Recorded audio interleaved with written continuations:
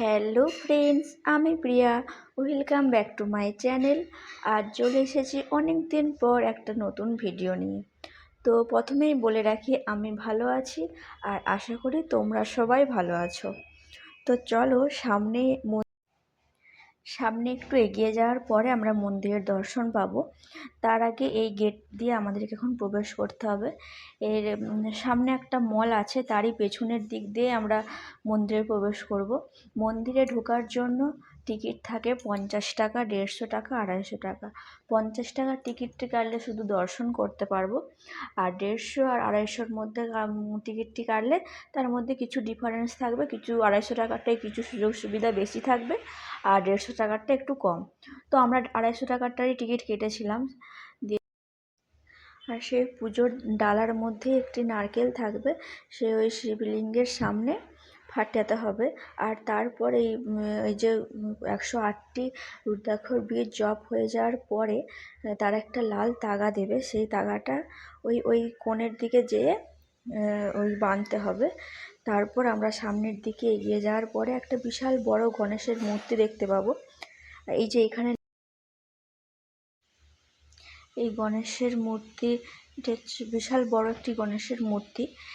এখানে গণেশের মূর্তি চরণ স্পর্শ করে আমরা সামনের দিকে এগিয়ে যাব। তারপরে এগিয়ে যাওয়ার পরে এই যে শিবের যে 5টি ধাম আছে, হরিদ্বার, ঋষিকেশ, বৈদ্যনাথ, কেদারনাথ, অমরনাথ, একে একে ওই মন্দিরের যে ফটো এক একটা করে মূর্তি করে, ছোট ছোট মূর্তি করে তারা সাজিয়ে রেখেছেন। আর কিছুটা এগিয়ে যাওয়ার পরেই আমরা একের পর একটা দর্শন পাবো। এটা হচ্ছে হরিদ্বার। এই হরিদ্বারে আমরা দর্শন করার পর সামনে ঋষিকেশ আছে, তারপর তার সামনে যাব এই ঋষিকেশ। তো ঋষিকেশের দর্শন করা যাক।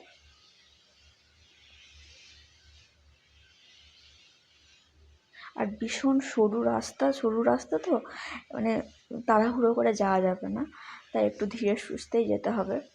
গুহার যেরকম রাস্তা হয়, সরু রাস্তা সেই রকমভাবে আছে। তো চলো সামনের দিকে এগিয়ে যাক।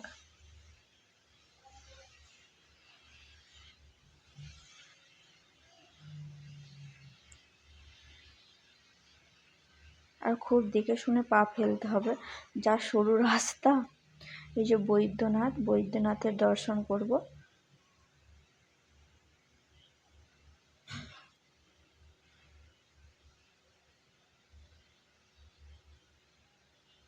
ইনি হচ্ছেন বৈদ্যনাথ।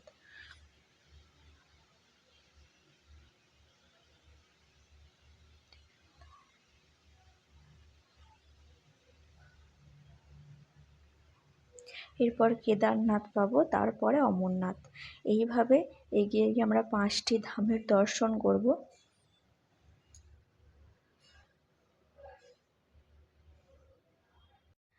এরপরে আমরা এই যে অমরনাথ পেয়ে গেছি, তারপরে দর্শন করি আমরা ফাঁকে বেরিয়ে যাব। আর এই গুহার মতো রাস্তাটা মনে হচ্ছে না কখন শেষ হবে। এবার আমরা পেয়ে গেছি অমরনাথের দর্শন করে এবার আমরা ফাঁকে বেরিয়ে যাব।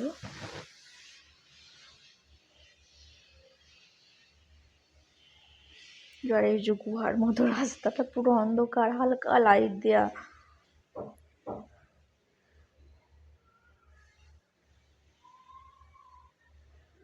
এরপর অনেকক্ষণ পর আমরা এই ফাঁকে বেরোতে পেরেছি।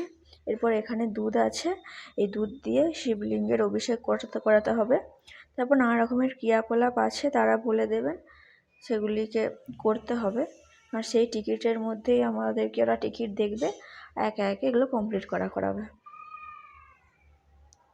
তারপর এটা অনেকটা জায়গা নিয়ে মন্দিরটি আছে, তো তাই নানা চারদিকে ঘোরার পরে তারপর এখানে একটা জলাশয়, ছোট পুকুরের মতো আছে। ওই জয়টার মধ্যে ওরা একটু কয়েন, ওই টিকিটের মধ্যে এটি কাজটি করা যায়। একটি ছোট কয়েনের মতো দেবে, ওই যে গোলপাড়া ওইটি আছে, গোলের মতো আছে, ওইখানটি যে দিয়ে ওইটি ফেলতে হবে, আর প্রদীপটি তার পাশে জ্বালিয়ে দিতে হবে। তো আমরা কয়েনটা ফেলে দিয়েছি, এরপর আমরা প্রদীপটা জ্বালাবো। আর প্রচুর হাওয়া দিচ্ছিল, তার জন্য প্রদীপটা ঠিকঠাক জ্বলছিল না, কিন্তু অবশেষে প্রদীপটা জ্বলেছে। আমরা আর ওখানে দিয়েও দিয়েছি।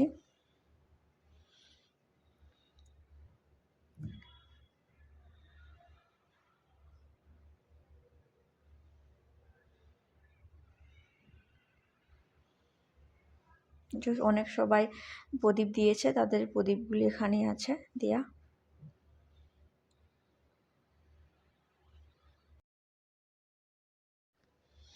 এরপর চারিদিক দর্শন করে আমরা বেরিয়ে যাব।